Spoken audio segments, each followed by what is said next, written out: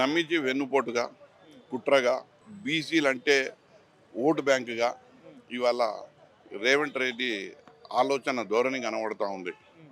ఎందుకంటున్నా అంటే సాధ్యమయ్యేది ఉంటే నువ్వు చెప్పిన మాటను ఇవాళ నువ్వు 6 నెలలు 7 నెలలు అవుతుంది. నువ్వు ఏ రోజైనా బడేబాయి దగ్గరికి పోయి 9 షెడ్యూల్లో పెట్టి మీరు చట్టసభలను తీసుకురావాలనుకుంటే తీసుకొచ్చి ఒక ఏంది అంటే రాజ్యాంగ పరంగా అందియాలి. కానీ అట్లా కాకుండా కేవలం గుమ్రా చేస్తూ తికమక చేస్తూ నేను చేసేది అది సాధ్యం కాదు అన్నట్టు, లేకపోతే కాల్మేడకి వేసినట్టు, లేదు అగో నేను చేస్తాం కానీ వాళ్ళు ఒప్పుకుంటలేరని చెప్పుకోవడానికి ఇవాళ ఇవన్నీ జిమ్మిక్స్, రాజకీయ జిమ్మిక్స్ వద్దు. నిజాయితీగా చాలామంది ముఖ్యమంత్రులు చాలా పనులు చేసిండ్రు సమాజం కోసము, అట్టడుగు వర్గం కోసము.